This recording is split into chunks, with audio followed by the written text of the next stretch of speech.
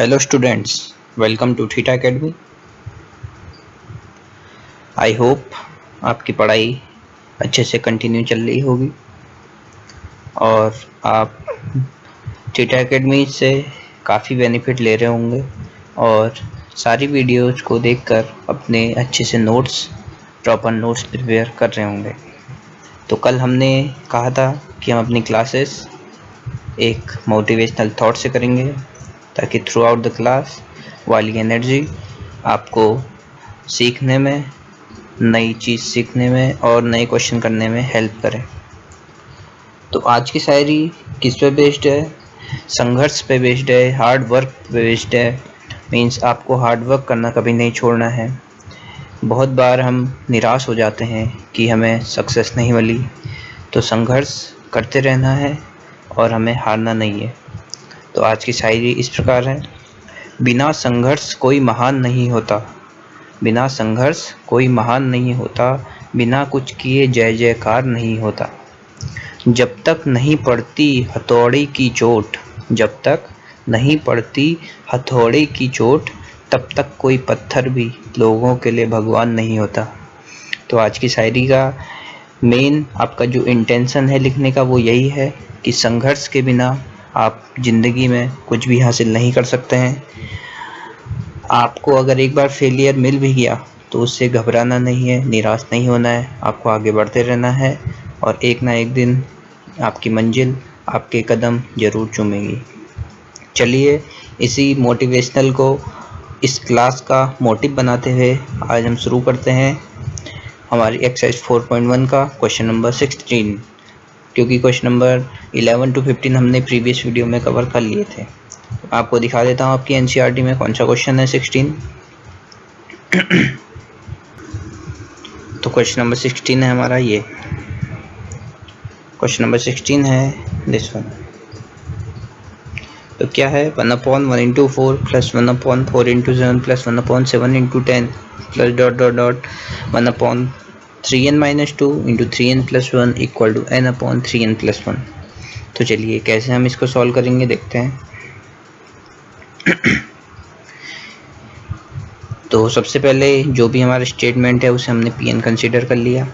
फिर n = 1 पे अगर हम देखें तो n = 1 में LHS का फर्स्ट टर्म आता है 1/1 into 4 तो 1/4। फिर RHS में हम n = 1 रखते हैं, मीन्स n = 1 रखेंगे तो ये भी क्या आ गया 1/4 आ गया है।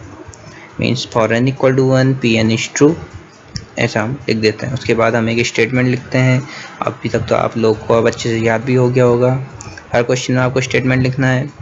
तो उससे हमारा क्या आ जाता है, पीके आ जाता है। पीके क्या होता है, assume some integer, positive integer के in which your statement is true. तो हमारा एन की जगह पे हमने के रख दिया तो हमारा इक्वेशन 1 बन जाता है। उसके बाद हम पी k+1 रखते हैं, जहाँ भी के होता है वहाँ पे k+1 रखते हैं और p(k+1) को जहाँ तक सिंप्लीफाई कर सकते हैं वहाँ तक हम करते हैं, जैसे हमने यहाँ पे किया हुआ है। देखिए 3k+1 - 2 को 3k+1 और 3k+1 को 3k+4 और यहाँ भी k+1/3k+4। इसके बाद हम pk+1 का टेक LHS करते हैं, LHS का लेते हैं। तो हमने यहाँ पे LHS का ले लिया। उसके बाद हम क्या करते हैं, जो भी इसका लास्ट टर्म आता है LHS का उससे प्रीसीडिंग टर्म लिखते हैं। और अगर प्रीसीडिंग टर्म हमें निकालना नहीं आता है या हम थोड़ा कन्फ्यूजन में हैं तो हम क्या करते हैं, सीधे पीके का एक्सप्रेशन उतार देते हैं। और अब तो प्रीसीडिंग टर्म निकालने में भी आपको कोई दिक्कत नहीं होनी चाहिए। मैंने आपको बहुत अच्छे तरह बता दिया है कि प्रीसीडिंग टर्म दो तरीके से निकलेंगे। एक में जब के का कोफिशिएंट क्या है 1 है और एक में जब के का कोफिशिएंट क्या है 1 के अलावा कुछ और है। तो अगर देखें हम यहाँ पे हमारा लास्ट टर्म क्या है 3k+1 और 3k+4 और ये क्या है अपॉन में है। तो देखिए यहाँ पे अगर हमें प्रीसीडिंग टर्म चाहिए तो देखिए के का कोफिशिएंट क्या है 3 है, तो 3 वाले में हम क्या करते हैं, इसका प्रीसीडिंग टर्म निकालना होता है तो k-1 रखते हैं और a+1 तो है ही। और इसमें भी 3k+4 है तो यहाँ भी 3k-1 + 4 करेंगे। अगर इस कैलकुलेशन से बचना है तो आपको मैंने एक तरीका बताया है कि सीधे पी के का एक्सप्रेशन आपको क्या करना है, पुट कर देना है। वही आपका क्या होता है प्रीसीडिंग टर्म होता है, क्योंकि k+1 से प्रीसीडिंग टर्म आपका क्या आता है, पीके का एक्सप्रेशन आता है। और देखिए अगर इसको सॉल्व करेंगे तो 3k - 3 + 2 क्या आ जाएगा आपका -2 आ जाएगा। और 3k माइनस 1 प्लस 4 क्या आ जाएगा, 3k प्लस 1 आ जाएगा। तो अगर आप यहाँ देखेंगे तो देखिए क्या है हमारा 3k minus 2 upon into 3k plus 1, 3k minus 2 3k plus 1, और ये 1 अपॉन में है तो 1 अपॉन लिख देंगे। तो आप समझ चुके हैं कैसे प्रेसिडेंट टर्म आपको फाइंड आउट करना है, मैंने आपको अच्छी तरह बता दिया है। चलिए इसके बाद हम क्या करते हैं, इसके बाद हम pk की वैल्यू, pk वाले एक्सप्रेशन से इसकी वैल्यू रख देते हैं फ्रॉम इक्वेशन 1। तो हमने यहाँ से इक्वेशन 1 से इसकी वैल्यू क्या आ गई, k अपॉन 3k प्लस 1, और ये वाले टर्म को हमने ऐसे यहाँ पे एज इट इज उतार दिया। उसके बाद 1 अपॉन, फिर मैंने कहा था आपको यहाँ से क्या दो मेथड लगेंगे क्या करने के, या तो आपको एलसीएम लेना होगा और या तो आपको क्या करना होगा, या तो आपको एलसीएम लेना होगा या आपको कॉमन लेना होगा। तो यहाँ पर हम देख रहे हैं कि 3k प्लस 1 यहाँ भी है, 3k प्लस 1 यहाँ भी है, तो हमने 1 अपॉन 3k प्लस 1 को क्या किया, कॉमन ले लिया। तो फर्स्ट टर्म से हमारा k बचा और नीचे हमारा 1 upon 3k plus 4 as it is बच गया। उसके बाद क्या कर सकते हैं हम, 3k प्लस 4 को हमने क्या ले लिया, एलसीएम ले लिया, तो हमारा ये वाला टर्म आ गया। उसके बाद हमने देखा कि एक हमारी क्वाड्रेटिक इक्वेशन बन गई, क्या है 3k square plus 4k plus 1। तो ये तो क्वाड्रेटिक इक्वेशन है, इसके फैक्टर निकालना हम आसानी से जानते हैं। तो क्या करते हैं 3 into 1, 3 के ऐसे फैक्टर जिनको प्लस करके 4 आ जाए तो क्या होते हैं 3 प्लस 1 होता है, और यहाँ पे k बाहर से ही है। तो ये मैं आपको फैक्टर निकालने सिखा देता हूँ, ऐसे तो आपको आते होंगे। तो 3k square plus 3k plus k plus 1, अगर देखें तो यहाँ से 3k कॉमन आएगा तो क्या बचेगा k प्लस 1, और यहाँ से 1 k प्लस 1।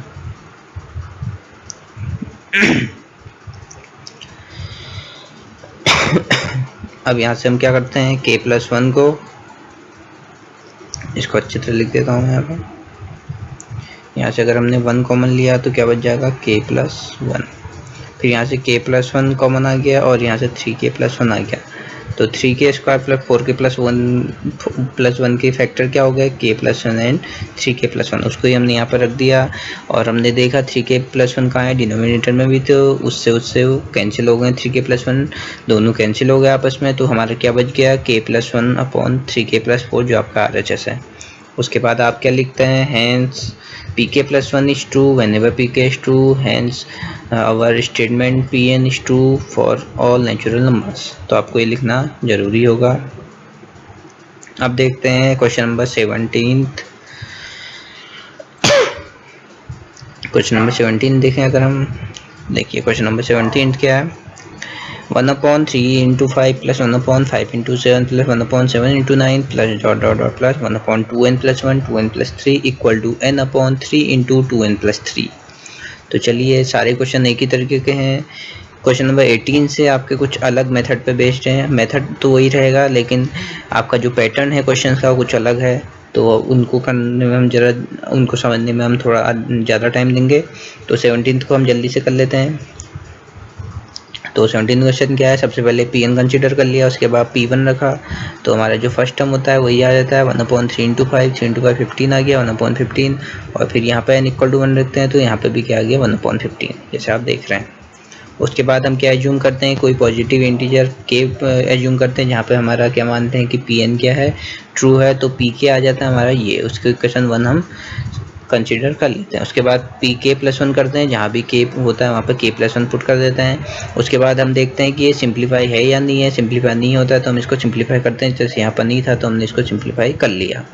उसके बाद हम pk प्लस 1 का क्या लेते हैं, LHS लेते हैं, यहाँ पर भी हमने क्या लिया, LHS लिया, देखिए 1 अपॉन 3 इंटू 5 ये आपका LHS आ गया। उसके बाद LHS के लास्ट टर्म का प्रीसीडिंग टर्म लिखते हैं, जो क्या आता है pk का एक्सप्रेशन आता है।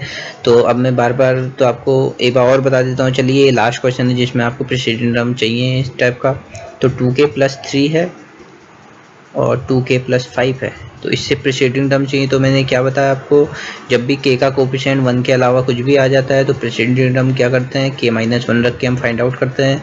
तो 2k माइनस 1 प्लस 3 और 2k माइनस 1 प्लस 5, इसको सॉल्व करें तो 2k minus 2 plus 3 2k plus 1 आ जाएगा, और 2k minus 1 2k minus 2 plus 5 क्या आ जाएगा, 2k प्लस 3 आ जाएगा। तो आप देख सकते हैं यही दो टर्म आपके प्रीसीडिंग टर्म आ रहे होंगे, तो कहाँ है, ये है देखिए 2k plus 1 2k plus 3 2k plus 1 2k plus 3। तो अब तो ये बहुत ही अच्छे से आपके दिमाग में बैठ गया होगा कि कैसे प्रीसीडिंग टर्म निकालने में आपको कोई दिक्कत नहीं होगी। चलिए देखते हैं आगे क्या हो रहा है। उसके बाद हमने इक्वेशन 1 से ये तो वैल्यू रख दी और ये हमारा हमने वाला टर्म एज उतार दिया। फिर हमने देखा कि 1/2k + 3 क्या आ रहा है, कॉमन आ रहा है, तो हमने कॉमन ले लिया। उसके बाद क्या बचा हमारा, फर्स्ट टर्म में k/3 + 1/2k + 5 बचा। उसके बाद अगर आप देखें तो फिर से हमने 3 × 2k + 5 को एलसीएम ले लिया और हमारे पास क्या आ गया, एक क्वाड्रेटिक इक्वेशन आ गई। क्वाड्रेटिक इक्वेशन क्या आई आपकी, 2k² + 5k + 3। तो क्वाड्रेटिक इक्वेशन के फैक्टर आपको आते होंगे निकालने। चलिए मैं यहाँ पर बता देता हूँ जल्दी से। तो देखिए 3 × 2 6 के ऐसे फैक्टर करने होते हैं जिसको प्लस करके 5 आ जाए। हम वाला साइन देखते हैं, जिसको प्लस करके क्या आ जाए, 5 आ जाए। तो क्या होगा देखिए, 3 + 2 5 होता है और 3 × 2 6 भी होता है। तो 3 + 2 इसके क्या आ जाएंगे, फैक्टर आ जाएंगे। और अगर हम इसको सॉल्व करेंगे तो एक हमारा फैक्टर आएगा 2k + 3 और एक फैक्टर आ जाएगा हमारा k + 1। देखिए यही हमारे यहाँ पे हमने लिखा हुआ है। उसके बाद हमें पता है कि 2k + 3 k + 1 ऊपर आ जाएगा और अपॉन में 3 2k + 3 2k + 5 है, तो 2k + 3 से 2k + 3 कैंसिल आउट हो जाएगा और हमारे पास आंसर आ जाएगा k + 1/3 × 2k + 5 जो हमारा RHS है। तो आप समझ गए होंगे आपको किस तरीके से, किस अप्रोच से क्वेश्चंस को सॉल्व करना है। क्वेश्चन नंबर 18 से आपके पैटर्न अलग हैं जरा। अभी तक हमारे इक्वल में दिए थे, अब हमारे साइन दिए जाएंगे, या तो लेस देन या ग्रेटर देन। एक क्वेश्चन आपका एक्सरसाइज में है और एक क्वेश्चन आपका एग्जाम्पल में है, तो दो ही आपके इस पैटर्न में बेस्ड क्वेश्चंस हैं। तो देखते हैं कैसे करेंगे। अगर हम देखें मैं आपको दिखा देता हूँ। ये देखिए question number 18, 1 + 2 + 3 + ... n is less than 1/8 × 2n + 1 का होल स्क्वायर। तो आप देख रहे हैं अभी तक हमने जितने भी क्वेश्चन पढ़े, जो भी हमारा एक्सप्रेशन था उसके बाद क्या दिया रहता था, इक्वल टू का साइन दिया रहता था, बट यहाँ पे क्या दिया है, लेस देन का साइन दिया है। तो एक दो स्टेप आपके चेंज होंगे और सारे के सारे वही रहेंगे। स्टेप तो वही रहेंगे, बस आपका जो सॉल्व करने का तरीका है वो यहाँ पे चेंज हो जाएगा। तो चलिए देखते हैं कैसे हम इसको सॉल्व करेंगे। तो सबसे पहले तो वही आपको स्टेप लगाना है। Pn आपने क्या कर लिया, कंसीडर कर लिया, फिर P1। तो अगर हमने यहाँ पे P1 करते हैं तो फर्स्ट टर्म आता है 1 और फिर जो भी साइन है वो लगा दीजिए लेस देन। अगर 1/8, अगर यहाँ हम 1 रखेंगे तो ये 3 का स्क्वायर 9 आ जाएगा, मतलब 1 इज लेस देन 9/8। तो आपको पता है जो ये वाली कंडीशन है वो ट्रू हो रही है। क्यों हो रही है, क्योंकि आपको पता है 1 इज लेस देन 9/8 होता है, क्योंकि 9/8 करते हैं तो 1 पॉइंट कुछ आता है, 1 पॉइंट कुछ उसकी वैल्यू आती है, तो मतलब 1 से क्या होगी, बड़ी होगी, मीन्स 1 क्या है, 9/8 से छोटा है। तो हम लिख देंगे Pn is true for n = 1। उसके बाद हम क्या करते हैं, pk रखते हैं और k क्या होता है, सम पॉजिटिव इंटीजर k होता है, जिसमें हम मानते हैं कि जो हमारा स्टेटमेंट है ट्रू है। तो हमने सीधे n की जगह पे k रख दिया और हमारा इक्वेशन 1 फॉर्म कर ली। ऐसे ही हम सब में करते आए हैं। उसके बाद हम क्या करते हैं, pk + 1 करते हैं। तो pk + 1 किया हमने, ये देखिए, और इसको सॉल्व कर लिया, पूरा सिंप्लीफाई कर लिया, तो इक्वेशन नंबर 2। अब यहाँ पे आपको ध्यान रखना है, जैसे हम वहाँ पे LHS और RHS लेते थे, हमें यहाँ पे LHS = RHS नहीं प्रूव करना है। क्यों नहीं प्रूव करना है, क्योंकि हमारा LHS क्या आना चाहिए, लेस देन RHS आना चाहिए। समझ गए आप, क्योंकि हमारी जो pk + 1 वाली उसे हमें क्या करना है, ट्रू प्रूव करना है, जो भी आपका जो एक्सप्रेशन आएगा। बाकी क्वेश्चंस में इक्वल टू आता था तो हम इक्वल टू प्रूव कर देते, यहाँ पे क्या लाना है, LHS is less then RHS लाना है, तो हमें ये प्रूव करना पड़ेगा। तो देखते हैं कैसे आएगा। इक्वेशन नंबर 2 हमने इसको बना लिया। उसके बाद हमने LHS लिया, देखिए LHS लिया हमने ये, और फिर से प्रीसीडिंग टर्म लिखा। ये आपको पता है k + 1 से प्रीसीडिंग टर्म क्या होगा, k + 1 से प्रीसीडिंग टर्म -1 करके आएगा, क्योंकि k का कोफिशिएंट क्या 1 है, तो k आ गया, दिस वन। अब देखिए, अब आपने ये लिख दिया। उसके बाद हमने क्या कर दिया, अगर हम pk की वैल्यू देखें, pk की वैल्यू इक्वेशन 1 से देखें, देखिए अगर हम इक्वेशन 1 देखें तो हमारे पास इक्वेशन 1 ये है, ये हमारे पास इक्वेशन 1 है। तो देखिए मैंने क्या कहा, हमें pk + 1 को जो हमारा एक्सप्रेशन है उसको क्या करना है, ट्रू प्रूव करना है। तो अगर हम देखें 1 + 2 + 3 .. k है, ठीक है, यहाँ पे डॉट डॉट बन नहीं रहा है, चलो ना, ... k है।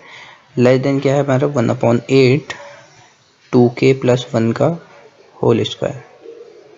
तो आप देखें ये तो हमारा pk का एक्सप्रेशन है। तो मैंने कहा हमें pk + 1 बनाना है, तो हम क्या कर सकते हैं, LHS और RHS में क्या ऐड कर दें, k + 1 ऐड कर दें, ताकि वो pk + 1 का क्या बन जाए, एक्सप्रेशन बन जाए। तो देखिए 1 + 2 + 3 + ... k + k + 1 करेंगे और लेस देन क्या लिख देंगे हम, 1/8 2k + 1 का होल स्क्वायर है और प्लस करना है हमें k + 1। तो देखिए वही मैंने यहाँ पे किया हुआ है, मैं आपको दिखा देता हूँ। ये देखिए यही हमने यहाँ पे किया हुआ है। इसके बाद हमने क्या किया, जो ये हमारा एक्सप्रेशन है उसको हमने सॉल्व कर दिया है यहाँ पे। तो देखिए 1/8 2k + 1 का होल स्क्वायर प्लस k + 1 है, तो फिर हम क्या लेंगे, 8 को हमने एलसीएम लिया है, 8 को हमने क्या किया है, एलसीएम लिया है। उसके बाद हमने इसको सॉल्व किया तो हमारा क्या आ गया, 1/8 2k + 3 का होल स्क्वायर आ गया, 1/8 2k + 3 का होल स्क्वायर। तो हमें पता था ये किसके लेस देन था, ये किसके लेस देन था, हमारा जो pk + 1 जो हमारी क्या थी, pk + 1 का जो एक्सप्रेशन था उसके हमारे लेस देन था, और इसकी वैल्यू हमने निकाल ली 1/8 2k + 3 का होल स्क्वायर।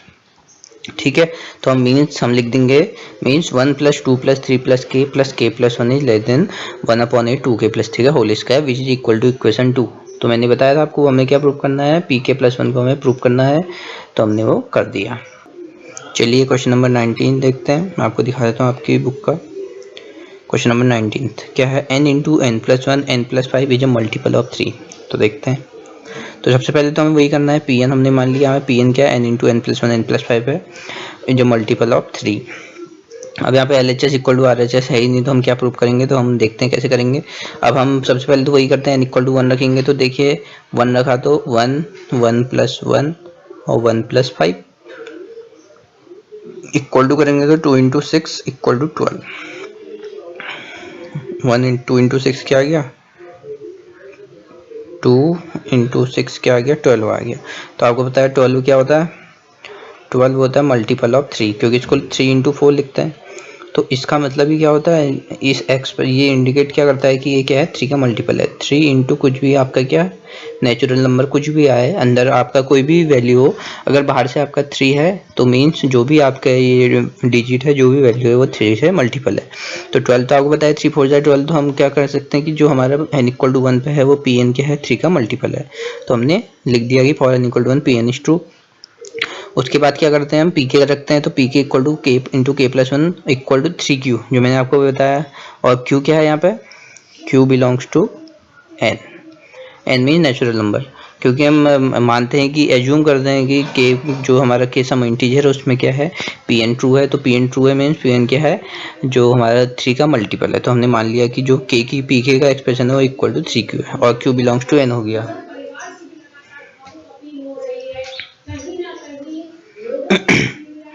अगर आप देखें फिर हम pk + 1 रखते हैं, तो pk + 1 हमने लिखा, फिर हम लिखेंगे कि we shall prove that pk + 1 is multiple of 3 whenever pk is multiple of 3। तो देखिए आप इक्वेशन 1 और 2 का आपको अब यहाँ पे देखना है कि क्या कॉमन है इक्वेशन 1 और 2 पे। 1 और 2 में देखिए k + 1 आपको कॉमन दिख रहा है, तो आप इक्वेशन 1 से k + 1 की वैल्यू फाइंड करें और फिर उसको इक्वेशन 2 में पुट कर दें। यही आपका इन क्वेश्चंस को करने का तरीका है। तो देखिए मैंने वही किया, फ्रॉम इक्वेशन 1 k + 1 की value put the value of k + 1 in equation 2। बहुत आसानी से आपका ये आंसर आ जाएगा। देखिए मैंने कहा था अभी 3 और कोई भी अंदर नंबर आप मान लो m n जो भी मानते हो या आपने माना, तो इसका मतलब क्या होता है 3m। इसका मतलब क्या है, इसका मतलब है कि जो भी आपका ये पूरी वैल्यू है वो क्या है, 3 की मल्टीपल है। तो देखिए 3 बाहर से यहाँ पे, और इतने पूरे को हमने क्या मान लिया, g मान लिया। तो 3g means this expression indicate that pk + 1 is a multiple of 3 whenever pk is a multiple of 3। तो हम लिख देंगे Pn is true for all n। तो समझ गए होंगे आप, थोड़ा सा अलग कॉन्सेप्ट था। अब देखिए हमारा क्वेश्चन नंबर 20 है, आज की वीडियो का लास्ट क्वेश्चन है, देखते हैं। तो क्वेश्चन नंबर 20 क्या है, हमें अभी हमें मल्टीपल प्रूव करना था, अब हमें डिविजिबल बाई 11 प्रूव करना है। 10⁻2n - 1 + 1 is divisible by 11। तो डिविजिबल से क्या समझते हैं आप, मैंने कहा 11 के जितने भी मल्टीपल होंगे वो 11 से डिविजिबल होंगे। सुनिए मैं क्या कह रहा हूँ, 11 के जितने भी मल्टीपल होंगे वो 11 से डिविजिबल तो होंगे ही। 11 से डिविजिबल का 11 से डिविजिबल का मतलब आपका जो रिमाइंडर आना चाहिए 0 आना चाहिए। मैंने कहा 11 अपॉन 11 तो 1 आता है, मीन्स जो हमारा रिमाइंडर है वो तो 0 है, मीन्स जो ये 11 है वो डिविजिबल बाई 11 होगा। और 11 के जितने भी आपके क्या आएंगे, जितने भी मल्टीपल आएंगे सब 11 से डिविजिबल होंगे। जैसे उनका 1 2 1 अपॉन 11 करते हैं तो हमारा आंसर क्या आता है 11 आता है, मीन्स जो 1 2 1 है वो डिविजिबल बाई 11 है। ये तो काफ़ी आसान सी चीज़ है, मैंने आपको क्लियर करा दी बार। तो हमारा जो Pn है वो यह है, अगर हमने P1 रखा तो हमारा वैल्यू आ गई 11, तो 11 क्या है डिविजिबल बाई 11 है, तो हम लिख देंगे for n equal to 1 Pn is true. Pn is true means Pn is divisible by 11। फिर हम क्या मानते हैं, Pk मानते हैं, तो देखिए Pk हमने माना 10 की पावर 2 के -1 + 1, तो हम मानते हैं कि k के लिए क्या है, k क्या है एक पॉजिटिव इंटीजर है जिसके लिए जो आपका स्टेटमेंट है वो ट्रू है। तो हमने क्या मान लिया 11q। 11q क्यों माना, क्योंकि हमें पता है जो 11q है वो भी क्या होगा 11 का डिविजिबल होगा, क्योंकि q कोई भी वैल्यू हो सकती है, कोई भी वैल्यू आप मान लीजिए 2 है, तो 11 इंटू 2 अपॉन 11 करेंगे तो ये भी 11 का डिविजिबल होगा। तो मीन्स जो हम डिविजिबल वाली कंडीशन है वो मल्टीपल वाली कंडीशन है, उसमें क्या करते हैं जिससे भी हमारे मल्टीप्लिकेशन या उसका मल्टीपल या उसका डिविजिबल पूछा होगा तो वाली वैल्यू लिखते हैं, और एक हम क्या मान लेते हैं कोई भी हम अल्फाबेट मान लेते हैं और उसको कह देंगे कि q बिलोंग्स टू या m बिलोंग्स टू n कह देंगे, तो 3 इंटू q हो जाएगा। ये 3 का मल्टीपल भी है और ये 3 से डिविजिबल भी है। तो चलिए आप समझ गए। तो यहाँ पे हमने मान लिया 11q और q belongs to n, n mean natural number. अब देखिए हम pk प्लस 1 करते हैं, तो pk प्लस 1 किया तो हमारे ये आ गया 10 की power 2k plus 1 plus 1। We shall prove that pk plus 1 is divisible by 11। फिर मैंने कहा था इक्वेशन 1 और 2 में से आप देखना कि क्या कॉमन है, तो यहाँ पे सीधे तो कॉमन दिख नहीं रहा है, तो आप देख रहे हैं 10 की पावर, तो आप देख रहे हैं क्या है 10 की पावर 2k माइनस 1 प्लस 1 है इक्वल टू क्या है 11q है इक्वेशन 1 में। और देख रहे हैं आप 10 की पावर 2k, 10 की पावर क्या है 10 की पावर 2k प्लस 1 प्लस 1, ये क्या है इक्वेशन नंबर 2। तो आप एक ही की वैल्यू यहाँ से फाइंड कर सकते हैं जो है 10 की पावर 2k, 10 की पावर 2k। तो मैंने कहा था कॉमन देखना है, तो कॉमन आपको यही दिख रहा है 10 की पावर 2k ही कॉमन दिख रहा है, तो यहाँ से हम क्या कर देंगे इक्वेशन 1 से 10 की पावर 2k की वैल्यू फाइंड करेंगे और फिर उसको इक्वेशन 2 में रख देंगे जैसे हमने किया है। मैं आपको दिखाता हूँ, ये देखिए फ्रॉम इक्वेशन 1 हमने 10 की power 2k minus 1 plus 1 equal to 11q है फ्रॉम इक्वेशन 1, तो हमने सॉल्व किया तो आपको पता है 10 की पावर माइनस 1 क्या होता है 1/10 होता है, क्योंकि 10 की पावर 2k माइनस 1 है तो हम 10 की पावर 2k इंटू 10 की पावर माइनस 1 लिख सकते हैं, क्योंकि आपको पता है जब भी बेस इक्वल होते हैं और हम मल्टीप्लाई करते हैं तो जो पावर्स होती हैं ऐड हो जाती हैं। तो 10 की पावर 2k इंटू 10 की पावर माइनस 1 की वैल्यू क्या होगी 10 की पावर 2k माइनस 1 होगी, तो हमने इसकी सहायता ली। उसके बाद देखिए यहाँ से 10 की पावर 2k की वैल्यू हमने फाइंड कर ली है। अब हम करेंगे फ्रॉम इक्वेशन 2, फ्रॉम इक्वेशन 2 भी हमने उसको अलग अलग कर लिया 10 की पावर 2k डॉट 10 और प्लस 1 लिख लिया। बस हमने अब इक्वेशन 1 से जो 10 की पावर 2k की वैल्यू फाइंड करी थी जो हमने इक्वेशन 3 मानी है वो हम पुट कर देंगे इक्वेशन 2 में जो हमारी ये है। देखिए सीधे अब 10 की पावर 2k हमने पुट करी तो सीधे हमारे ये आया 11q minus 1 into 10 into 10 100 plus 1, फिर हमने 11 से अंदर मल्टीप्लाई किया ये, फिर हमने बाहर अगर हमारा 11 कॉमन आ जा रहा है, अगर हमारा 11 बाहर कॉमन आ जा रहा है तो मीन्स हमारा आंसर सही आ रहा है। 11 के बाद आप कुछ भी लिख सकते हैं, 11 आना चाहिए बाहर से, क्योंकि 11 बाहर से आ गया मीन्स ये 11 का मल्टीपल भी हो गया और 11 का डिविजिबल भी हो गया। तो 11 आगे अंदर कुछ भी आया हमारा क्या आ रहा है 100q माइनस 9 कुछ भी आया तो हम 11n लिख देंगे और क्या आ जाएगा अगर हम इसको अपॉन 11 करेंगे तो 11 से 11 कैंसिल होगा, रिमाइंडर 0 आएगा और कोई भी वैल्यू हमारी फाइंड आ सकती है। तो मीन्स जो भी ये वैल्यू आ रही है 11 इंटू 100q माइनस 9 ये क्या है डिविजिबल बाई 11 है। तो आप समझ गए होंगे अच्छे से, एक दो बार आप वीडियो देखना और अपने प्रॉपर नोट्स बनाना तो आपको अच्छे से समझ आ जाएगा। चैप्टर के एंड में मैं PDF इसकी प्रोवाइड करा दूंगा। तो चलिए आज के लिए इतना काफ़ी है, अगली वीडियो में हम चैप्टर को एंड करके चैप्टर 5 का कुछ इंट्रोडक्शन देख लेंगे और फिर आगे बढ़ेंगे। आप अपनी प्रैक्टिस करते रहिए और अगर आपको वीडियो पसंद आए तो प्लीज़ लाइक करें, मेरे चैनल को सब्सक्राइब करें और बेल आइकन को प्रेस करें। बायो के लिए मैं लिंक अपने डिस्क्रिप्शन बॉक्स में डाल दूँगा और मैं डालते रहा हूँ, तो आप उनका चैनल को भी प्लीज़ विज़िट करें। और एक मेरे बड़े भाई जैसे हैं, उनने अपना चैनल शुरू किया है, अभी नए हैं चैनल में, तो वो वहाँ कंप्यूटर की बेसिक नॉलेज आपको दे रहे हैं, तो आप उसका भी ज़रूर फ़ायदा उठाएँ, क्योंकि हर चीज़ में आपको एक्सपीरियंस होना चाहिए, हर चीज़ छोटी-छोटी आपको आनी चाहिए। तो वो वहाँ पे MS एक्सेल और MS वर्ड से जुड़ी कुछ बेसिक नॉलेज आपको देंगे। चलिए आज के लिए इतना काफ़ी है, धन्यवाद।